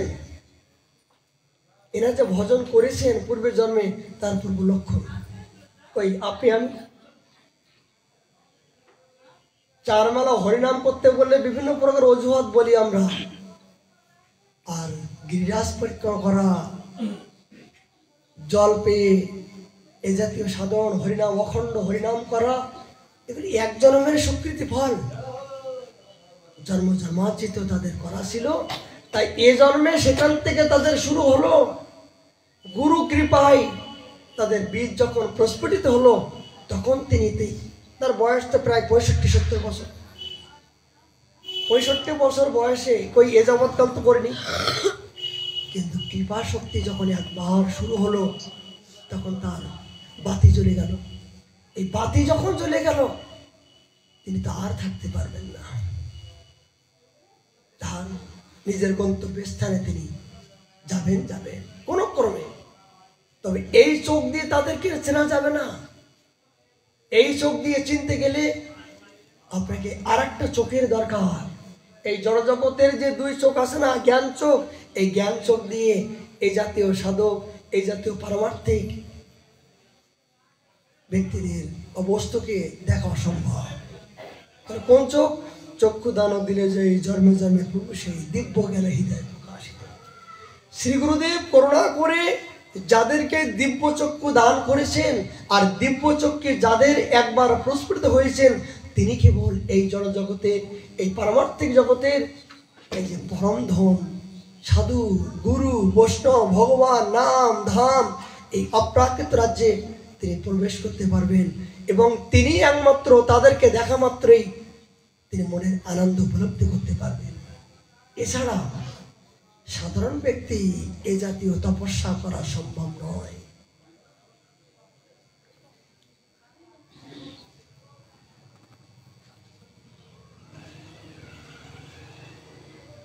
বিশ্বাস যায়া যারে সকল কহিল, হিন্দু বেশ ধরি সেই যমুনাই না। এই মহাপ্রভুর কথা শুনে এই যমন হিন্দু বেশের ধারণ করে মহাপ্রভুর পাশে আসলেন। দূর হইতে প্রভু দেখি ভূমিতে পড়িয়া, দণ্ডবাদ করে অশ্রু পুলকিত হইয়া। যে মুসলমান যমন, যিনি হিন্দু বিদ্বেষী ছিল, হিন্দুকে দেখলে ঘৃণা করত, অবজ্ঞা করত, সেই যমন চৈতন্য মহাপ্রভুকে দেখা মাত্রই সাষ্টাঙ্গে প্রণাম করে তিনি নিজেকে অভিমান শূন্য হয়ে গেলেন। কেন হয়ে গেলেন? বলে ভক্তের পাশে আসলে মনটা গদগদ ভাব হয় কেন? গুরুদেবের পাশে আসলে মনটা নমম্র হয় কেন? বলে আগুনের পাশে গেলে কিন্তু আগুন লাগবে, লাগে না? আগুনের পাশে হাত না দিলেও পাশে গেলে কিন্তু আভাস আপনার গায়ে লাগবে না? তা গুরু বৈষ্ণব তো সাক্ষাৎ নিত্য, সাক্ষাৎ আগুন। কোন আগুন? পারমার্থিক জগতের আগুন স্বরূপরা অবস্থান করছেন। তাদের পাশে গেলে তো আপনার সেই হাওয়া তো গায়ে লাগবেই। আর এই হাওয়া যদি একবার গায়ে লাগে, অপিছে তো সদুরাচারা, অতি দুরাচারী ব্যক্তিও যদি হিংস্র হয়, বলে তাদের মন শীতলতা, তাদের মন নমম্র এবং স্বাভাবিক ঠান্ডা শীতলতা হওয়ার সম্ভাবনা হবে। কেন? এই শীতলতা হওয়ার জন্য তো সেখানে যায়। সাধুর পাশে কেন যায়? দর্শনে পবিত্র করো, এই তোমার গুণ। আমি নিজেকে পবিত্র হওয়ার জন্য যাই। বলে কেন? বলে তারা তো সর্বক্ষণ পবিত্র, ব্রহ্মাণ্ড ধারণ করার জন্য তার এই দেহটা ধারণ করে জগতে আসেন। এই পবিত্রের পাশে গেলে তো আপনি পবিত্র হবে না হবে, কিন্তু এখানে যেতে গেলে তো আপনার বহু নাম জন্মনাম আনতে, বলে এক জন্মের স্বীকৃতি ফলে যাওয়া যায় না। গুরু বৈষ্ণবের পাশে যেতে গেলে এক জন্মে যাওয়া যায় না, বহু জন্মের স্বীকৃতি হলে তখন যাওয়া যায়, এক জন্মে নয়। যেমন হয়েও তার পূর্বে জন্মে কি না জানি স্বীকৃতি ছিল, স্বয়ং চৈতন্য মহাপ্রভুর দর্শন করার মতন সৌভাগ্য হলো। এবং তিনি হিন্দু বেশ ধারণ করে মহাপ্রভুর চরণে বিনয় করে গিয়েছিলেন। দেখুন বেশের একটা মর্যাদা। পুতনা তিনি জানতে পারলেন যে আমাকে কংসের অনুসর হয়ে আমাকে যেতে হবে, তো ওখানে তো আমি এই ডাগিনী যোগিনী রূপ ধারণ করে যেতে পারবো না, আমাকে যেতে হবে কোথায়? সাধুর রূপ ধারণ করে যেতে হবে। কেন? সাধুর পাশে গেলে সাধু হতে হবে। আচ্ছা, সাধুর পাশে সাধু আসলে কি হয়? বলে সাধুর পাশে অসাধু হলে মনের ভিতরে যন্ত্রণা শুরু হয়। সাধুর পাশে অসাধু আসলে কি মনের যন্ত্রণা শুরু। কি যন্ত্রণা? হায় রে, সবাই মালা পরে আসে, সবাই তিলক পরে আসে, সবাই ধুতে পরে আসে, সবাই সাধুর মতো বেশ ধারণ করে আসে, কিন্তু আমি তো এখনো সাধুর বেশ ধারণ করিনি। আমি কেমন করে এখানে বসি? এই বিবেক রূপী আপনাকে ধাক্কা দেবে বারবারই। এই বিবেক রূপে যখন ধাক্কা দেবে তখন আপনার জীবনে পরিবর্তন হওয়ার সম্ভব। এই জন্য লবমাত্র সাধু সঙ্গে সর্বসিদ্ধি হয়। সাধু সঙ্গে যদি জীবের এই অবস্থা হয়, স্বয়ং ভগবান তার দর্শন করলে জীবের কি অবস্থা হবে? তার তো প্রেমে গদগদ হবারই কথা। যেমন একটা না বলতে পারছি না বাবা, এই দাসের জীবনে একটি সামান্য বলি। এই ভক্তি জীবনে প্রথম ক্রম, তখন প্যান্ট পরতাম, ভক্তি জগতে ছিলাম বটে, কিন্তু বৃন্দাবন থেকে আমার এক ভাই 16 বছর যাবৎ তিনি এখানে ছিলেন, এই চাকলেশ্বর। তাকে দেখতে অনেক লম্বা চওড়া। এই পিছন থেকে দেখে মনে হতো হলো যদি এর পাশে যেতে পারতাম, ওনাকে প্রণাম করতে পারতাম। এই যে মনে হলো সাধুকে পিছন থেকে সামনে দেখার সৌভাগ্য হয় নাই। তখন ছোট ছিলাম, এরকম ছোট ছিলাম। এবার কালক্রমে তার সাথে আমার সঙ্গ হয়ে গেল। একবার আমাকে তিনি মোটরসাইকেল নিয়ে আমাকে ডাকলো, তখন চলো যাই, সাধুর সঙ্গে যেতে হবে। আমার তখন আনন্দে, বাবা সাধুর সঙ্গে যাব, জীবনে সাধুর কথা শুনে আনন্দ হতো, সাধুর সঙ্গে যাব। তাড়াতাড়ি প্যান্ট পরে ছুটলাম, মোটরসাইকেলের পিছনে বসলাম। ভক্তি জীবনে প্রথম শুরু বাবা। এবার ওনার সঙ্গে যখন গেছি, আমার চরণ ধোয়াই নিচ্ছে, ওনাকে যেভাবে সম্মান করছে আমাকে সম্মান করছে, মালা পরাচ্ছে, তিলক পরাচ্ছে, এরকম সমাধান করছে। তখন মনের ভিতরে একটা ধিক্কার আসছে, আমি সাধু হইনি, আমি সাধুর পিছনে এসেছি তাই এত ভালোবাসা, আর সাধু হলে কি অবস্থা হবে। ওই প্রথম থেকে আমার এই ভক্তি শুরু হলো। ওখান থেকে যারা প্রতি মুহূর্তে, এমনকি উনি দেখুন সাধু কেমন দেখালো, আমি প্যান্ট পরে আসি, আমাকে বলছে তখন তোমাকে পাঠ করতে হবে। জীবনে কোনোদিন আমি পাঠ করিনি, তবে সাধু সঙ্গ গ্রন্থ অধ্যয়ন করতাম। বাবা কি বলবো, প্রথম ভক্তি জীবনে যখন ব্যাসাসনে আমি প্যান্ট পরে উঠছি, তখন এই এক পা দিয়ে উঠছে আর এক পা উঠছে না। সেখানে 400-500 ভক্ত আছে, এক পা ব্যাসাসনে বসেছি আর এক পা উঠছে না, ভয়েতে উঠছে না। কি বলবো, 2 হাত দিয়ে এই পাটা উঠালাম ব্যাসাসনে, 2 হাতে যখন উঠালাম, 10 মিনিট আমি কি বললাম, বলার পরে বাবা এই দাসের ভিতরে একটা আগুন জ্বলে উঠলো, একটা শুয়েছে, মানে হঠাৎ করে। সারা জীবন আমার এই জাতীয় যন্ত্রণা শুরু হয়নি, কিন্তু ওই ব্যাসাসনের থেকে একটা আমার জীবনে ভাইব্রেশন এত শুরু হয়ে গেল যে না, আমাকে সাধু হতেই হবে। এখনো সাধু হয়নি তো এই অবস্থা, আমাকে ভক্তি জগতে আসতে হবে। এই দাসের জীবনে সংগ্রাম শুরু হলো। দেখেছেন, ভক্তি জগতে কোনো মহতের সঙ্গ যদি জীবনে একবার হয়ে যায়, সারা জীবনে আপনার জীবন পরিবর্তন হচ্ছে না, কিন্তু একটা মুহূর্ত কাল, ক্ষণকাল যদি কোনো সৎসঙ্গ একবার মিলে যায়, তো জন্মার্জিত এক মুহূর্তে আপনার সব কিছু হয়ে যাবে।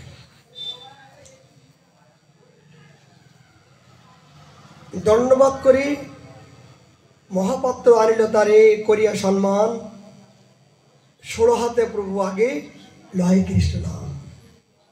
অধম যমন কুলে কেন জন্ম হইল প্রভু, বিধি মোরে হিন্দু কুলে কেন না জন্মাইল। সেই যমন প্রার্থনা করলেন, হে প্রভু, জগতে তোমাকে কত ভালোবাসে ভগবান, কিন্তু আমি যমন কুলে কেন আমার জন্ম হলো, আমি কেন আমার হিন্দু কুলে জন্ম হলো না, আমি কেন তোমাকে ভালোবাসতে পারছি না। হে নাথ, হে প্রাণনাথ, আমি আমার জীবন ধিক ধিক আমার পোড়া কপাল। দেখেছেন, মনের সাথে যখন মন একবার হয়ে যায় একাকার, এখানে কোনো বিধি মানে না। হিন্দু, খ্রিস্টান, বৌদ্ধ আদি এগুলো তো জগতে কাপড়ের পরিচয়।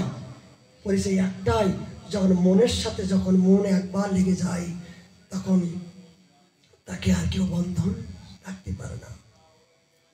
চাঁদ কাজীকে পেরেছিল, চাঁদ কাজীতে কত বাধার সৃষ্টি করেছিল, কিন্তু মহাপ্রভু এই অপরূপ বলছে, নিমাই আমি শুনেছি তোমার নাম, কিন্তু যেদিন থেকে তোমার নামটা শুনেছি সেদিন থেকে আমার ভিতর থেকে যেন তুমি আমার কত জন্ম জন্মান্তর আপন জন, তোমাকে বারবার দেখতে ইচ্ছা হচ্ছে, কিন্তু কি বলবো, দুঃখের বিষয় আমি আমার জাতিকুলের ভয়েতে আমি যেতে পারছি না।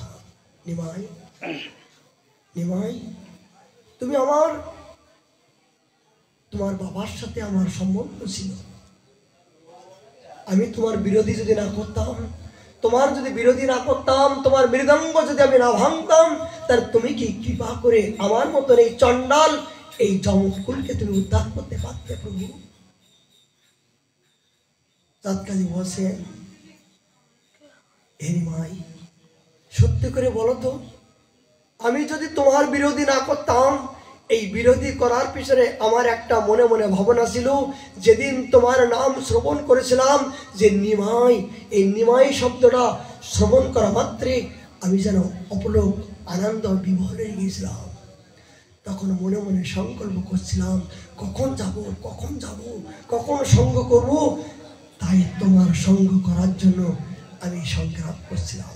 নিমাই বলো, জানো নিমাই, দুঃখের কথা, আমি তোমার বিরোধিতা করছিলাম বলে রাত্রির বেলায় তুমি নিজেই আমার নৃসিংহ রূপ ধারণ করে আমার বুকের উপর বসে তুমি আমাকে হুঁশিয়ার দিয়েছো, খবরদার এই মৃদঙ্গ খোল করতাল তুমি স্পর্শ করো, তোমাকে সবংশে আমি বিনাশ করবো, সবংশে আমি নিধন করবো। নিমাই, আমি এই স্বপ্ন দেখলাম, ঠিক আমার তোমার কাছে প্রার্থনা, আমি জানো তুমি আমায় এইটুকু কৃপা করো, আমার সমস্ত কুল, আমার জাতি, আমার বংশ যেন তোমার, আমি সবাইকে নিষেধ করে দেব যে তুমি আজ থেকে অতি সাধারণভাবে তোমার নাম, তোমার ধর্ম তুমি প্রচার করো, নাম করো। আমি আমার জাতি সবাইকে আমি নিষেধ করে দেব, আজ থেকে তুমি এই নদিয়া নগরে কেউ তোমার হরিনামে বাধার সৃষ্টি করবে না। সেই চাঁদ কাজীকে মহাপ্রভু কৃপা করলেন, কেমন করে তিনি হরিনামে নৃত্য করলেন। এই হরিনামে নৃত্য করে মহাপ্রভু কথা দিলেন, কাজী সাহেব আমি কথা দিলাম তোমার বংশের সমস্ত দায়িত্ব আমি নিলাম। এই জন্য মহাপ্রভুর যারা দর্শন করার সৌভাগ্য যাদের হয়েছেন, তারা তো এই জগতে থাকতে পারে না, তিনি তো স্বয়ং ভগবান প্রেমের ব্রতী স্বরূপ। হিন্দু হইলে পাইতাম তোমার চরণ সান্নিধ্য, ব্যর্থ মোর এই দেহ যাক প্রাণ, আমার জীবনটা ব্যর্থ হোক। এত কই মহাপাত্র আবিষ্ট হইয়া প্রভুকে করণী স্তুতি চরণ ধরিয়া, সেই যেমন মহাপ্রভুর চরণে স্তুতি করছে। চণ্ডাল পবিত্র যার শ্রীনাম শ্রবণে, হেন তোমার এই যে পাইল দর্শনে। এ প্রভু, আমি আমার দুর্ভাগ্য ক্রমে চণ্ডাল কুলে যমন কুলে জন্মগ্রহণ করেছি, আমার তো কোনো যোগ্যতা নাই তোমাকে ভালোবাসার মতন সেই স্তব স্তুতি আমার তো জানা নাই প্রভু। না, আমার কি উপায় কি, আমার কি উপায় হবে? কোন জীবনে কি আমার উপায় হবে? ইহার যে অতি কি হবে বিস্ময়, তোমার দর্শনে প্রভাব এই মতো হয়। তোমার দর্শন করা মাত্রই যেন আমার সমস্ত অশ্রু কম্প বৈবর্ণ, সমস্ত আমার দেহটা কম্পিত হচ্ছে। কেন? সারা জীবন আমার এত সম্পত্তি, এত জনসমাজ, এত জনবল, কিন্তু এ জাতীয় আনন্দ তো পাইনি। তোমাকে দেখা মাত্র আমার এই জাতীয় ভাবনা উদয় হচ্ছে কেন?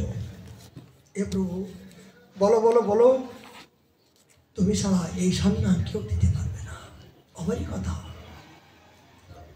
জগতে এই আনন্দের পাশে গেলে তো আনন্দ পাবেন, কিন্তু পাশে না গেলে তো আমি আনন্দ কোনোদিন পাবেন না।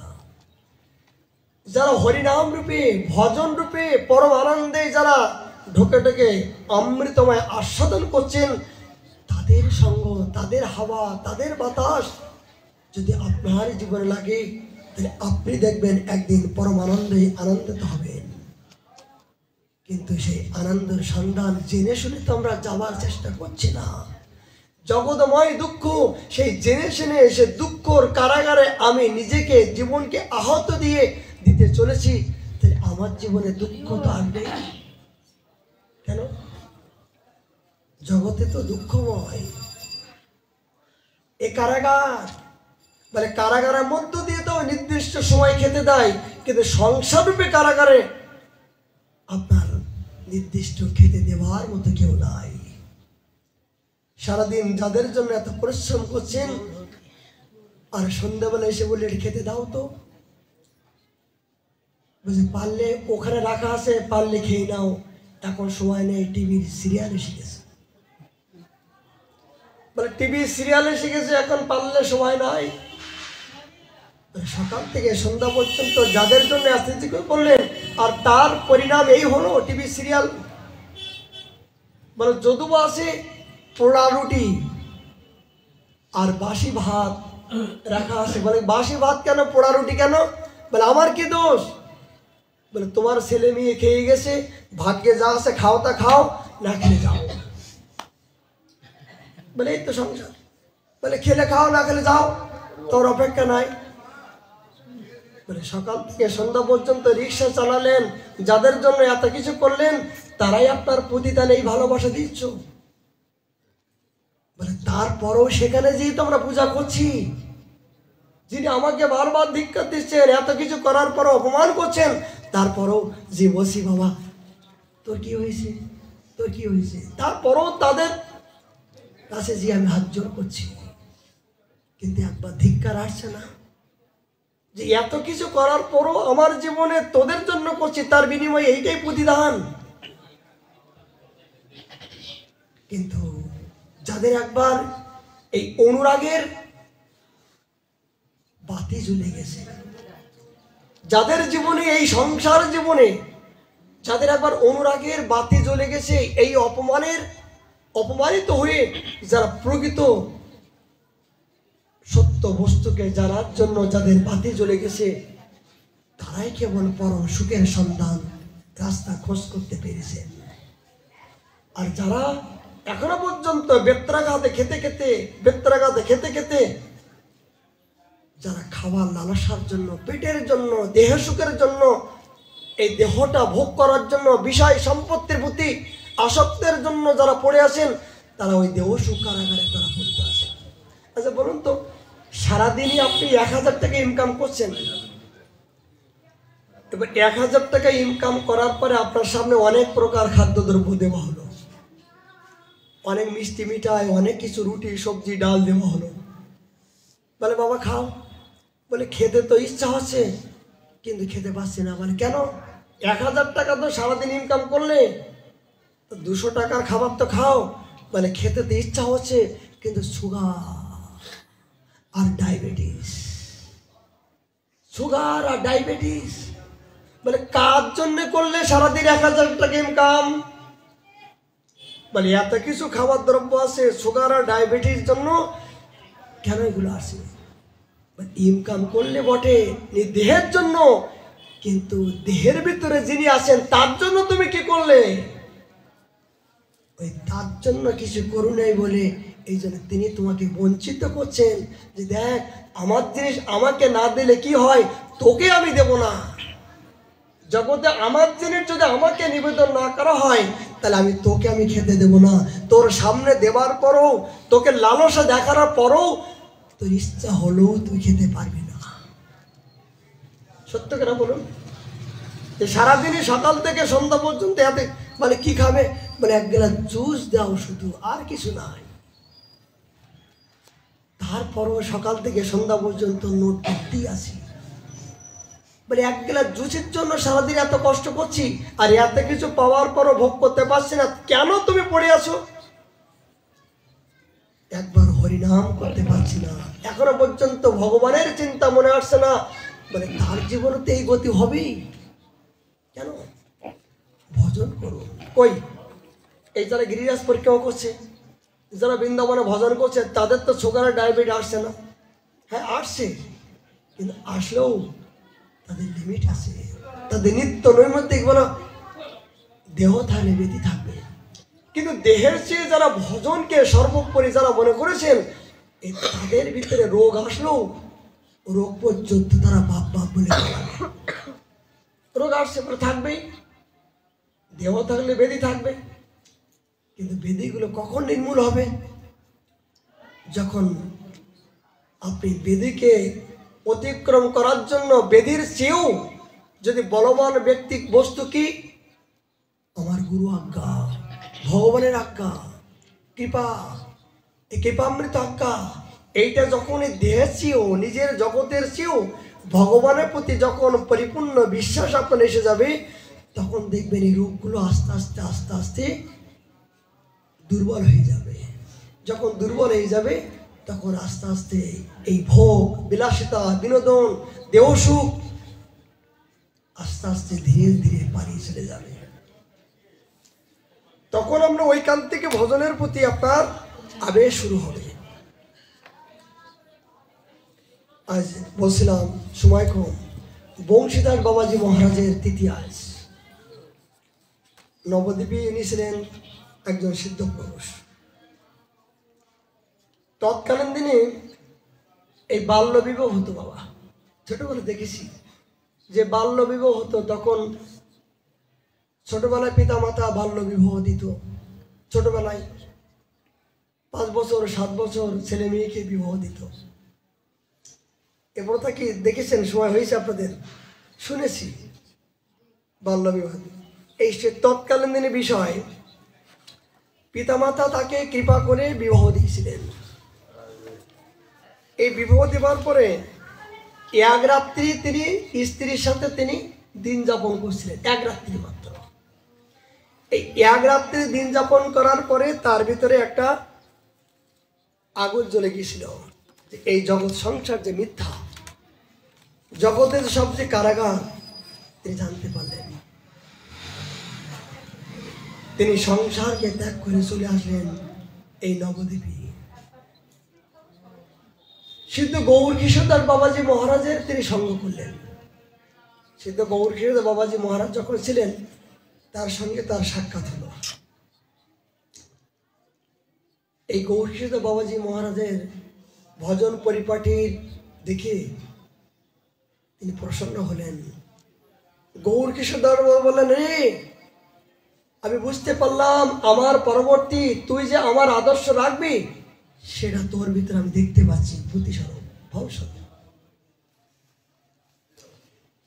তার কত ত্যাগ বৈরাগ্য। নিত্যানন্দ পরিবারের শ্রী গৌর নিত্যানন্দ বিগ্রহের সেবা করতেন। ভিক্ষা যাইবার সময় কখনো বিগ্রহকে কোলে করিয়া চলিতেন, কখনো ঝোপড়া রাখিয়া যাইতেন। ভিক্ষালব্য দ্রব্য ব্যতীত কদাচিৎ তিনি গ্রহণ করতেন না। নিতাই গৌর তার প্রাণ ছিল। যেখানে যেতেন এই বিগ্রহকে সঙ্গে করে যেতেন এবং ভিক্ষা করে তিনি বিগ্রহকে ভোগ লাগাতেন। দেখুন বিগ্রহের প্রতি কি নিষ্ঠা। তিনি যমুনার গঙ্গার কিনারে তার ঝুপড়ি ছিল, তার কুঠিয়ায় কোনোদিনের জন্য তিনি দরজা দিতেন না। অনেক সময় গরুজি তার কুঠিয়ার ভিতরে গিয়ে তছনছ করত।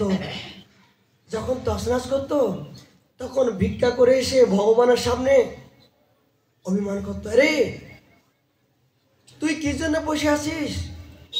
তুই কি শুধু খাবার জন্য বসে আছিস? তোর সামনে এত কিছু ছিল আর তুই রক্ষা করতে পারলি না? ভগবানকে তুই তো আমার করে সম্বন্ধ করত। কোন জাতীয় সম্বন্ধ হলে, এই জাতীয় অন্তরঙ্গ হলে আজ তুই বলা যায়? এই বংশীদাস তোকে মালিক করে এই ঘরে রেখেছেন, আমি দরজা বন্ধ করব, তাহলে তুই আসিস কি জন্য? আমি যদি দরজা বন্ধ করে যাই তাহলে ঘরের ভিতরে তুই বসে আসিস কি জন্য? তোর সম্পত্তি তুই যদি রক্ষা না করিস আমি কি করতে পারি? এই ভগবানের সামনে গিয়ে তিনি এই জাতীয় ভগবানের সাথে কথা বলতেন। হবারই কথা। দেখুন, জগতে যদি আপনার কেউ কষ্ট দেয়, ব্যথা দেয়, সেই ব্যথাগুলো যদি কাউকে প্রকাশ করেন, এই প্রকাশ করার পরে আপনার জীবনে ক্ষতি হওয়ার সম্ভাবনা আছে। কেন? আপনি সরলতাভাবে যার সাথে প্রকাশ করলেন আর সে সুযোগ খুঁজে আপনাকে অন্য সময় আপনাকে বিপদে ফেলাবার চেষ্টা করবে। কিন্তু যদি মনের ব্যথা বেদনা অনুরাগ যদি কোনোদিন হয়, এই অনুরাগের কথা যদি বলতে হয় তো ভগবানের সাথে বলুন, ভগবানের সাথে বলুন। ভগবান অবশ্যই আপনার মনের কথা জেনে আপনার ভিতর থেকে কোনো প্রেরণা যোগাই দেবে, অনুভব যোগাই দেবে। দেখবেন সেই অনুভবের মধ্য দিয়ে আপনার সেই কর্মগুলো সফলতা আপনি অর্জন করতে পারবেন। বংশীধর বাবা একদিন এই গঙ্গার কিনারে বসে ভজন করছেন। একজন গৌর মহাপ্রভুর একটা নেকলেস দিল। তিনি মাদুগরি করে দেখলেন সে নেকলেসটা চুরি হয়ে গেছে, নাই। রে তুই কেমন ভগবান? জগতে তোকে সবাই ভগবান বলে, সবাই মালিক, বিশ্ব ব্রহ্মাণ্ড, তোর সবকিছু লয় প্রলয় তোর থেকে হয়, আর একটা নেকলেস চুরি হয়ে গেল, এটা রক্ষা করতে পারলি না? তোকে ভালোবেসে লাভ কি? দেখুন এগুলো কি অনুরাগ। এই অনুরাগের চরম পর্যায়ে না হলে ভগবত প্রাপ্তি হয় না। সকাল থেকে সন্ধ্যা পর্যন্ত তার সামনে বললেন, এত কষ্ট করে বেচারা তোকে একটা হার দিল আর হারটা তুই রক্ষা করতে পারলি না। এ প্রভু, সারা জীবন তোকে ভালোবেসে এই প্রতিদান পেলাম। ভগবান তার ভিতর থেকে প্রেরণা দান করলো যে অমুক বাড়িতে অমুক ব্যক্তি চুরি করেছে। ভগবান প্রেরণা দেয়।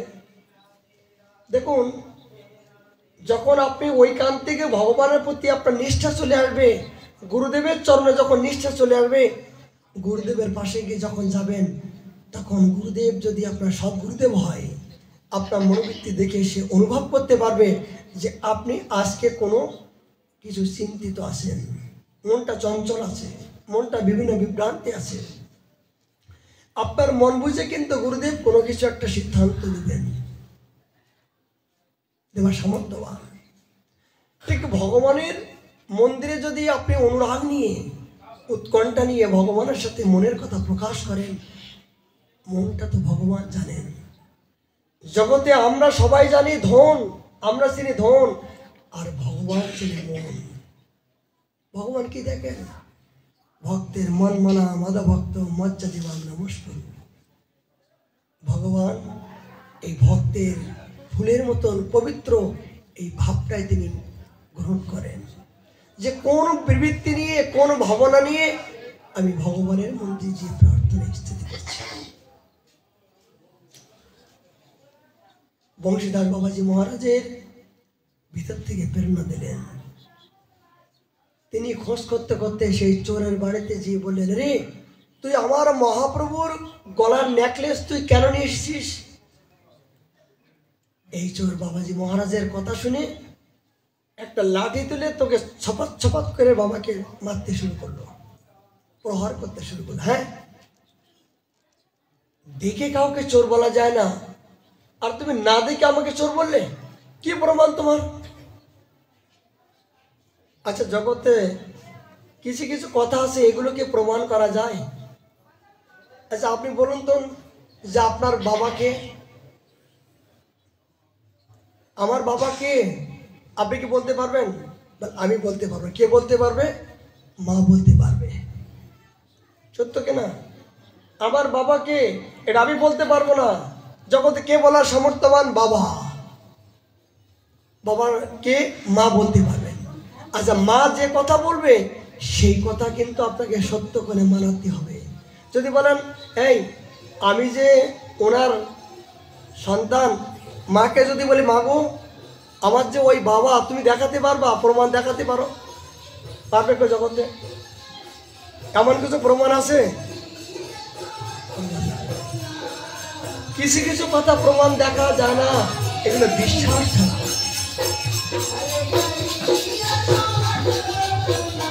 এগুলো বিশ্বাস ছাড়া কিছু কিছু প্রমাণ দেখানো যায় না, এগুলো বিশ্বাস করতে হবেই। যদি বলে ভগবানকে তুমি দেখেছো, এই তোমরা যে এত ভজন করো, ভগবানকে দেখেছো? আপনি কি বলবেন? বলে, হ্যাঁ ভগবানকে দেখিনি, তো অনুভব করেছি। বলে ভগবান দেখিনি, বলে ভাইয়া দেখেছি। বলে কখন দেখেছি? যে আমি যা চিন্তা করছি তাই সঙ্গে সঙ্গে এসে হাজির হচ্ছে, আমি যা মনে করছি তাই তৈরি হচ্ছে। আমি যখন চোখ বন্ধ করি তখন সর্বময় ভগবান দেখতে পাচ্ছি। কে বলছে ভগবান দেখতে পাচ্ছে না? যারা ভজন করে, শয়নে স্বপনে জাগরণে সর্বক্ষণ, কুকুর চণ্ডাল আদি সর্বত্রই তিনি সর্বত্রই ভগবান দর্শন করছেন। এইটা তো সনাতন। বলে সনাতন শব্দের বলে সর্বত্রই ভগবত দর্শন করার মতন সামর্থ্যবান এই সনাতন ধর্মে। কেন আমরা তো কিসের ভজন করি? আমাদের স্বরূপের ভজন। অন্য অন্য ধর্মের ভিতরে তারা স্বরূপ ভজন করে না, নিরাকার। অন্য অন্য ধর্মের ভিতরে নিরাকার, এটা হতেও পারে না হতে পারে, কিন্তু আমরা আকারের ভজন করি।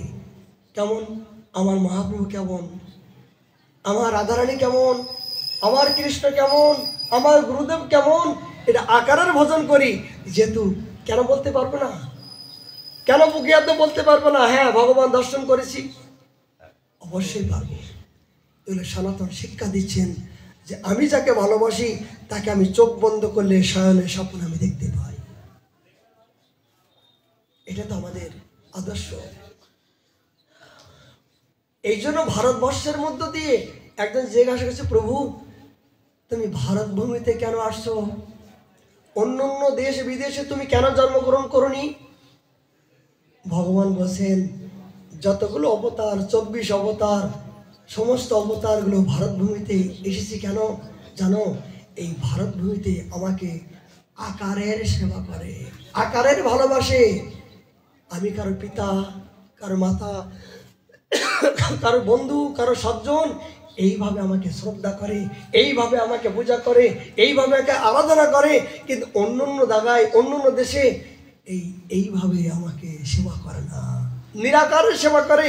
বলে হতেও পারে না হতে পারে, কিন্তু একমাত্র ভারত ভূমিতে আমি যে স্বয়ং ভগবান, আমাকে দেখতে এইরকম আকার, আমার অঙ্গ প্রত্যঙ্গ ভাব, আমার লীলা, আমার গুণ, এগুলো সব কিছু এই ভারত ভূমিতে কেবল আমার পিতা মাতা বন্ধু সজ্জন, এই ভারত ভূমিতে কেবল এরাই আমার আকারের সেবা করে। এই জন্য আমি এখানে এই ভালোবাসার কাছে পরাজয় স্বীকার করেছি। যতবার যত অবতার এসেছে এই ভারত ভূমিতে, বলুন তো সত্য কিনা? কই আমেরিকা রাশিয়ান তো কোনো অবতার হয়নি। ধন্য ভারত ভূমি, ধন্য ভারত ভূমি। এই জন্য ভারত ভূমিতে জন্মগ্রহণ করেও আমরা এখনো পর্যন্ত সেই মাটিকে, সেই ধামকে, সেই স্থানকে চিনতে পারলাম না। যখন বংশীদাস কে যেন অপমান করলেন, এই অপমান সহ্য করতে করতে তিনি চলে আসলেন। এই অপমান যখন হলেন তখন তার কাছে কোনো প্রতিবাদ করলেন না। হলো তো যেটা পাবার কথা হলো তো, আমি গিয়েছিলাম তোর জন্য, কিন্তু সেইটা নেবার জন্য আজকে আমার জীবনে এত পরিমাণে কৃপা করলে তুই, হলো তো। অপমানটা আমি হইনি, অপমানটা তুই হয়েছিস। তোর অপমানের জন্য তুই দায়ী, আমার অপমান তুই দায়ী। হলো তো, তুই সুখী হ, তুই সুখী হ। বংশীদাস এইভাবে ভগবানের সঙ্গে কথা বলতেন। নিতাই গৌর তার আরাধ্য দেবতা ছিল। ভগবান যেন দুই কর্ণ দিয়ে বংশীদাসের এই কথা শ্রবণ করতেন। ও কি সৌভাগ্য! দেখুন, এই অনুরাগের একমাত্র চরম পর্যায়ে না গেলে ভগবান দর্শন হয় না। বিধি ভক্তিতে ব্রজের কৃষ্ণ কভু না মিলেবে। যেমন এক রাজ্যের একজন রাজা সবাইকে বলছেন যে আমার রাজ্যে বাস করতে গেলে সবাইকে কিন্তু মন্ত্র স্মরণ করতে হবে, আর্নিক করতে হবে। আর যদি মন্ত্র স্মরণ আর্নিক কেউ যে না করে তাকে কিন্তু আমি গদ্দান দেব, তাকে আমি গদ্দান দেব। রাজা ভ্রমণ করতেন যে আমার রাজ্যে আমার আদেশ কেউ পালন করছে কিনা। এটা ভালো করে বাস্তব কথা। এবার হঠাৎ করে রাজামশাই ঘোড়া থেকে আসছেন, ঘোড়ায় চড়ে আসছেন। একজন পায়খানা করার জন্য, মানে বন্যায় করে, তখন বন্যা ছিল, ওই বন্যায় করে জল নিয়ে পায়খানা করতে যাচ্ছেন। হঠাৎ করে রাজামার সাথে দেখা। উনি মনে করলেন আমি তো আর্নিং করিনি, এখন যদি আর্নিং না করি তাহলে তো আমাকে একেবার গদ্দান দেবেই দেবে। তখন কি করলেন, ওই বন্যার থেকে জল নিয়ে, এই গঙ্গেশ্বর যমুনেশ্বর বলে বন্যার থেকে জল নিয়ে আসমান করে তিনি চোখ বন্ধ করে আর্নিং শুরু করলেন। রাজামশাই মনে করলে কি ব্যাপার, এটা তুই তো পায়খানায় যাচ্ছিলিস, পায়খানা যাবার নাম করে বন্যার জলে তোর এই জাতীয় কি হলো? বলছে রাজামশাই উপায় নেই, সারাদিন আর্নিং করার সময় পাইনি কাজের জন্য।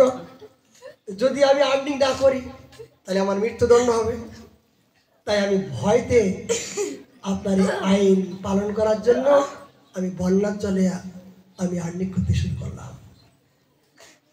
রাজামশাই বলছে তাহলে প্রকৃত আর্নিং কখন করবি?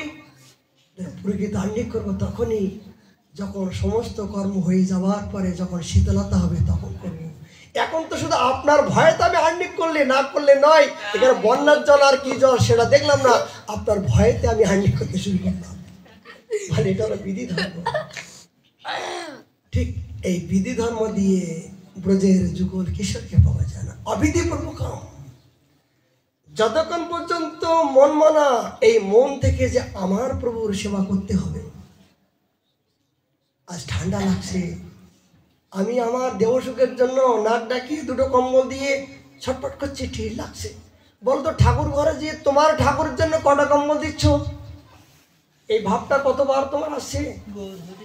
তুমি যখন খাচ্ছ তখনই গরম জল দাও, জল ঠান্ডা, জল ঠান্ডা। কিন্তু যে ভগবান তোমার কল্যাণ করার জন্য এত সুন্দর ব্যবস্থা করছেন, তার জন্য তুমি কতবার গরম জল দিচ্ছ? মানে খাসতে খা, না খাসতে যা। মানে ভগবান এসে আমার কাছে একটা কি বিগ্রহ নয়, মানে বিগ্রহ সেবা। প্রথম যখন বিগ্রহ সেবা করতে হয় তখন হয় বিগ্রহ না, প্রথমে আগ্রহ। যখন কেউ বিগ্রহ সেবা করে লালসা জাগে তখন আগ্রহ আসে। এই আগ্রহ হবার পরে তখন হয় বিগ্রহ। আর বিগ্রহ যখন আসে, এই সেবা করতে করতে যখন অতিষ্ঠ হয়ে যায় আমি নিজে খেতে পারছি না, বারবার এই ঠান্ডার সময় চান করতে হবে, এই বারবার ওখানে আবার শোয়া দেবে, বারবার খাওয়াতে হবে, কে করবে? আমার সময় নেই। তখন বিগ্রহে যায় গলৎগ্রহ। দেখুন, এই জগতে হাজার হাজার মন্দির আছে, কিন্তু মন্দিরে ভগবান একাই ঢন্ডন করছে, কিন্তু একটা জল তুষি দেওয়ার লোক নাই। কেন? গলৎগ্রহ হয়ে গেছে। প্রথমে আগ্রহ হয়েছিল, আগ্রহ হওয়ার পরে বিগ্রহ প্রতিষ্ঠা হলো, কিন্তু তার প্রতি শ্রদ্ধা যখন একবার একাধিক ক্রমে লিপ্ত হচ্ছেন, তখন তার কাছে গলৎগ্রহ হয়ে যায়। কিন্তু বিগ্রহ সাক্ষাৎ কখন হয়? যখন বিগ্রহের ভিতরে নিজেকে সর্বস্ব, মন প্রাণ জীবন আমার বলে একমাত্র তুমি, তুমি ছাড়া জগতে আর কেউ নাই। এ না, এ প্রভু, জগতে জীবনে জৈবনে মরণে শয়নে স্বপনে তুমি ছাড়া আর কেউ নাই। এই বিগ্রহকে যখন জীবনের চেয়েও বেশি ভালোবাসা হয়, তখন তার কাছে হয় সাক্ষাৎ, তার কাছে প্রকাশিত হয়ে তিনি কথা বলতে বাধ্য হয়। বিগ্রহ কোনো পাথর নয়, কোনো কাঠ নয়, তিনি সাক্ষাৎ। বলে সাক্ষাতে না দাঁড়ালে কি হয়? বলে ভিতর থেকে প্রেরণা দিয়ে দেয়। অনেকে বিগ্রহ সেবা করতে করতে কোন দিন কি খাবেন সেটাও বিগ্রহ বলে দেয়। কোন দিন কি খাবেন? কোনোদিন, যেমন দেখুন এই সনাতন গোসাই পদে মদন মোহন, এই আমার এই শয়তান মদন মোহন, এই মদন মোহন বসে, আরে সনাতন, শুকনো রুটি দিচ্ছিস, একটু লবণ তো দে, লবণ তো দে। এই মদন মোহন বসেন, লবণ তো দে, তুই না খেতে পারিস, লবণ দিতে পারিস না। তখন সনাতন কি বললেন, প্রভু, যদি তোমার এত লবণ খাবার ইচ্ছা হয়, পারলে তুমি নিয়ে খাও, আমার দেওয়ার সময় নাই। আমার মহাপ্রভুর আজ্ঞা, আমাকে ত্যাগ বৈরাগ্য বিগ্রহ প্রতিষ্ঠা ভজন লিপ্ত তিত্ত উদ্ধার আমার প্রভুর আজ্ঞা। আমি যদি এই আজ্ঞা পালন না করি, যদি তুমি আজকে বলবা তুমি তো স্বয়ং ভগবান, তুমি তো চোরের রাজা, তুমি তো সমস্ত চোরের রাজা, কেননা তুমি কখন কোন মুহূর্তে কাকে কিভাবে চুরি করে কাকে তুমি হরণ করো তাও ঠিক নাই, তুমি আমাকে কখন চুরি করবা এমন কোনো নিশ্চয়তা নাই। কেন? আজকে তুমি বলছো লবণ দাও, কালকে বলবা মাখন দাও, কালকে বলবা আমাকে মন্দির করো, তারপর বলবো মন্দির এসি লাগাও। এই করতে করতে যদি আমার দিনটা চলে যায়, তাহলে আমার মহাপ্রভুর আজ্ঞা তো আমি পালন করতে পারবো না। দেখুন, সনাতন গোসাই বাপ মদন মোহনকে বললেন, মদন মোহন, তোমার যদি এত বড় লবণ খাবার ইচ্ছা হয়, পারলে তুমি নিয়ে খাও, আমি দিতে পারবো না। তখন মদন মোহন কি করলেন? মুখ ছোট হয়ে গেলেন। সত্য তো তাই, ভক্ত তো সারা জীবন নিজের জন্য করছে না, আমার সুখের জন্য। এই ভজনটা তো আমার সুখের জন্য না। লিপ্ত তিত্ত উদ্ধার গ্রন্থ অধ্যয়ন, এই ত্যাগ বৈরাগ্য নিয়ে এই আচার্যগণ যেভাবে তপস্যা করেছেন বৃন্দাবন ধামে, এই ত্যাগ তো ভগবানের প্রাণ। মদন মোহন মুখ বন্ধ হয়ে গেল। হঠাৎ করে একজন এই লবণের জাহাজ নিয়ে আসলেন ওই পথ দিয়ে। জাহাজটা হঠাৎ করে বন্ধ হয়ে গেল, বেঁধে গেল। চেষ্টা করলেন, পাচ্ছেন না। এই বণিক ওপরে উঠে দেখলেন একজন সাধু ভজন করছে। এই সনাতন গোসাই বাবা বলছেন, বাবা তুমি কি বলতে পারো যে আমার নৌকাটা বেঁধে গেছে, উপায় কি? তখন সনাতন গোসাই বা জানতে পারলেন এই চতুরের সেরামণি, এই চোরের সেরামণি সারা জীবন চুরি করে করে এখনো পর্যন্ত তার স্বভাব যায়নি। গতকাল আমার কাছে লবণ চেতে এসেছিল, আজকে তার লবণ দরকার হয়েছে, এই ছলনা করে আজকে করছে।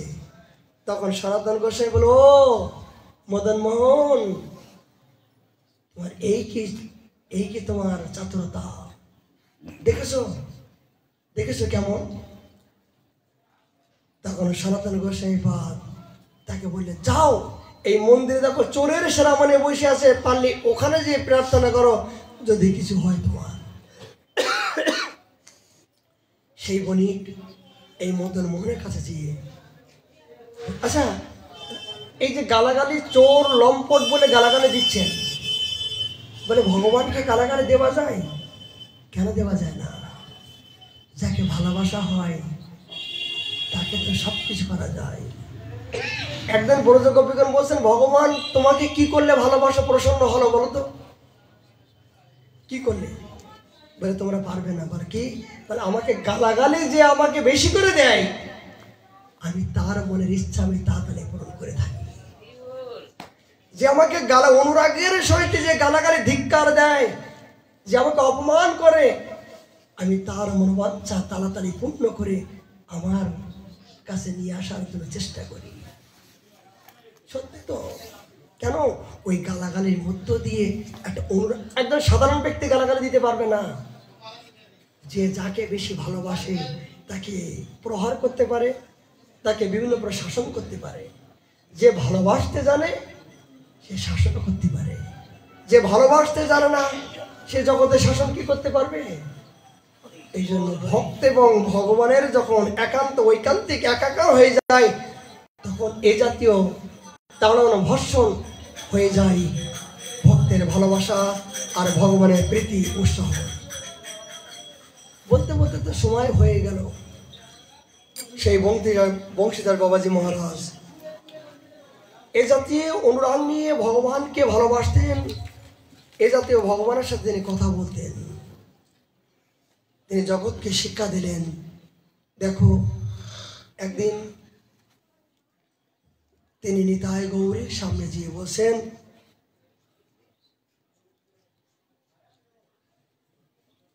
রূপ সনাতনের বৈরাগ্য কথা স্মরণ করিয়া তিনি সর্বক্ষণ ক্রন্দন করছেন, কাহা গেল স্বরূপ রূপ, কাহা সনাতন, পাশানে কুটিব মাতা, অনলে পুষিব, এই কীর্তন তিনি সর্বক্ষণ। 2 মিনিট আসছি, কারণ আমাদের লোক নাই এখানে। এক কথা শুনো, এই জাতীয় একটু প্রসাদ দেন। আমি খাবো নাই, মানে ওখানে লাগাই দেব। আমারই না প্রসাদী? হ্যাঁ প্রসাদী, হ্যাঁ এই তো প্রসাদ এগুলো। হ্যাঁ তো লাগাবো, হলো আমি দিয়ে নিয়ে সেবা করে যাবো। কিসে দেবো? কোনো হলে কাগজে দেন। এটা পরে দিলে তো। আরেকটা দেখছি যাক, বাবাজি মহারাজের জীবন তো আমরা এখানে গোলমাল আছে, ঘুরে বলে ঠিক মহাপ্রভু করুণায় আমরা আগামীকাল আবার 4টের সময় অতিবাহিত হয়ে যাব। সময় কারোর জন্য অপেক্ষা করছে না। এই সময় কিন্তু একাধিক্রমে প্রত্যেকের ইচ্ছায় চলছে না, তার গতিতে চলছে। ঠিক আমাদের জীবনটা কিন্তু এইভাবে চলছে। আমরা প্রতি মুহূর্তে যদি এই সময়কে আমরা হরিভোজন করার জন্য সময় না দিই, যদি আমাদের ইষ্ট দেবতার প্রতি আমরা এখনো পর্যন্ত তার সাধন করার মতন আশা আকাঙ্ক্ষা না করি, তাহলে কিন্তু আমাদের জীবনে তাহলে কিন্তু আমাদের জীবনে সফল হয়ে যাবে। আপনার এখন মহাপ্রভু করুণা হলে আমরা আগামীকাল আবার 4টের সময় কথা আসবো। আজকের মতন এখানে বিশ্রাম। জয় জয় রাধে শ্যাম, জয় জয় রাধে কৃষ্ণ গোবিন্দ, জয় জয় কৃষ্ণ রাধে গোবিন্দ, রাধে গোবিন্দ, রাধে শুনিস দাও।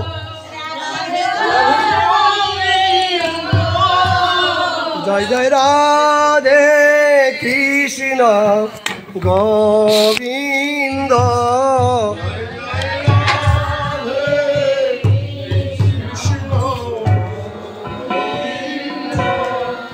জয় জয় শ্যাম সুন্দর মদন মোহন বৃন্দাবন চন্দ্র। শুয়েছে দাম না?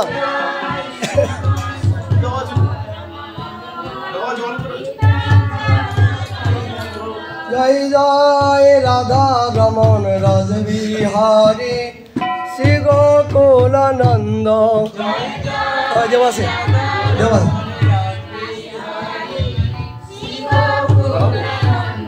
জয় জয় রাধাকান্ত রাধা বিন শ্রী রাধে গোবিন্দ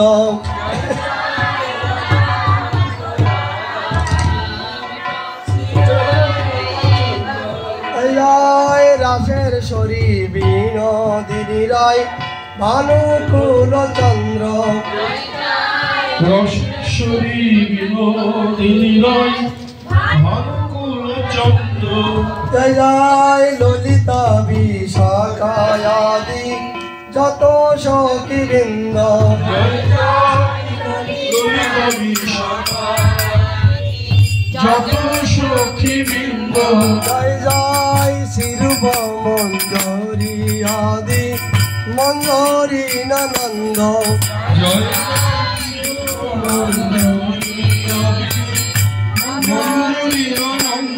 জয় জয় পূর্ণবাসী কুণ্ডনাথা আর বীরবৃন্দ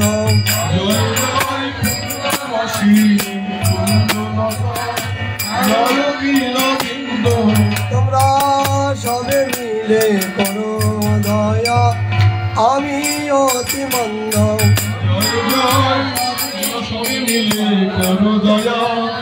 আমি অতি মন্দ যেন এখন প্রাণ গাইতে পারি আরাধে গোবিন্দ আকুল প্রাণে গাইতে পারি রাধে গোবিন্দ জয় রাধে কৃষ্ণ গোবিন্দ জয় জয় রাধে কৃষ্ণ গোবিন্দ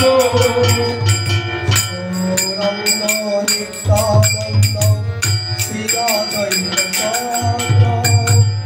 রাধারণ শিবাসাদি গৌরভক্ত